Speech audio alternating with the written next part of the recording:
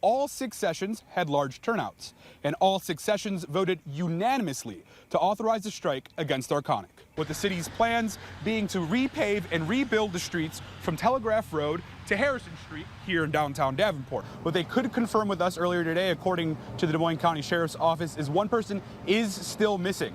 They did receive the call at about 8:08 this morning. When we first reported on the Northland Mall, Brookwood Capital Advisors had taken it from 13 vacancies down to only 1. And that rich QC beer culture comes together here at Pour Bros, where you pour your own. I'm live at the Quad Cities International Airport, where veterans just landed for family and friends to welcome them for the 53rd Quad Cities Honor Flight. Your News at 10 starts right now. Sharon, on May 12th, United Steelworkers at Local 105 voted unanimously to authorize a strike against Arconic. Now, since 5 this morning, union members have been voting on whether or not to ratify a tentative agreement that the company and the union reached on May 15th. Most college students spend their spring break somewhere warm, or maybe they come back home to spend some quality time with mom and dad. But one University of Northern Iowa student is running across the state. On top of that, many technicians and other support staff, like receptionists, have left due to maternity leave or simply just moving out of the area. The hospital's president says the industry already had a problem recruiting before the pandemic, leaving it to play catch-up almost 3 years later. Union officials say they expect the results from today's vote sometime around 10 tonight. Live in Bettendorf, Hernan Gutierrez, TV6 News.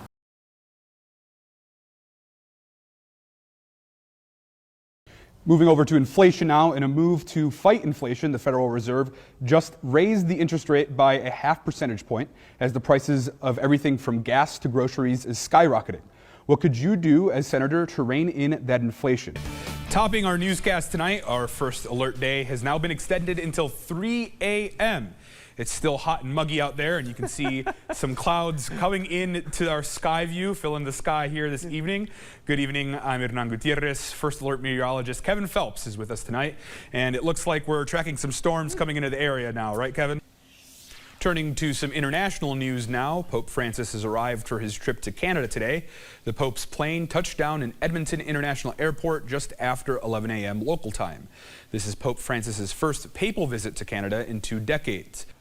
Millions of people have been displaced because of Russia's invasion of Ukraine. Many around the globe, including here in the QCA, have offered help and support.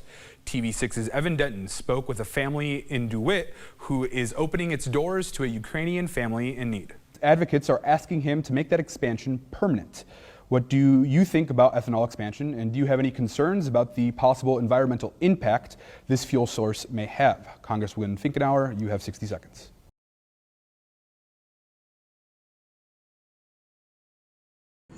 With a split 4-3 vote on Thursday, the Muscatine City Council approved a multi-million-dollar deal with Canadian Pacific pending its merger with Kansas City Southern. However, residents are worried about the increased train traffic if the Surface Transportation Board approves the union of both rail companies. Every community up the Mississippi River has serious concerns that our lifestyle is going to be sacrificed for their profitability. Muscatine City Administrator says part of the deal covers those concerns. Can be used generally for other projects that would mitigate the impacts of the merger. We could pursue implementing measures at various intersections to achieve a quiet zone status. The city is looking at a $3 million settlement with Canadian Pacific, about half of which would be used for the grant application to build an overpass here at the railroad tracks on Dick Drake Way. Now that means that the railway company would be investing at least $15 million in the Quad Cities area. Our process is very much about listening to the communities, hearing their concerns. This is an important crew base for us. A lot of our employees live and work in the Quad Cities area. These are important communities to us. Moving upriver, Davenport is looking at its own deal of $10 million. Davenport's city administrator says most of it will be used as things come up, like grants for infrastructure improvements. Those are the items we would bring forward to you as they're available. But at the end of the day, it's truly a policy decision of the council that you will make as a group. Davenport City Council is expected to vote on its settlement with Canadian Pacific at its next regular meeting on August 10th.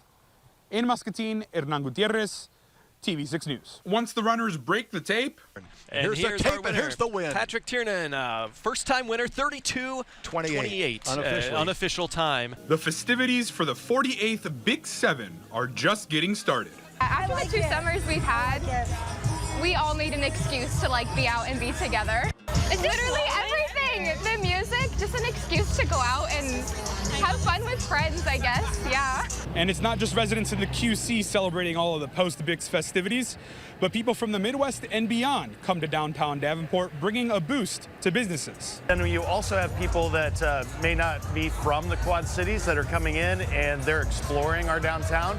And we hope that they find some cool stuff and they want to come back maybe another weekend and stay in a hotel, go have dinner, have drinks. Jason Gilliland with the Downtown Davenport Partnership says the Bix block parties help bring the community together while boosting the economy of one of the fastest growing areas in the city.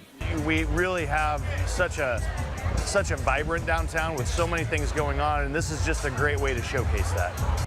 We love to see the businesses taking advantage of this weekend and being able to, make some money with it. Another block partier says the low humidity and temperatures in the mid-80s led to a perfect Bix Saturday. We're excited to be here.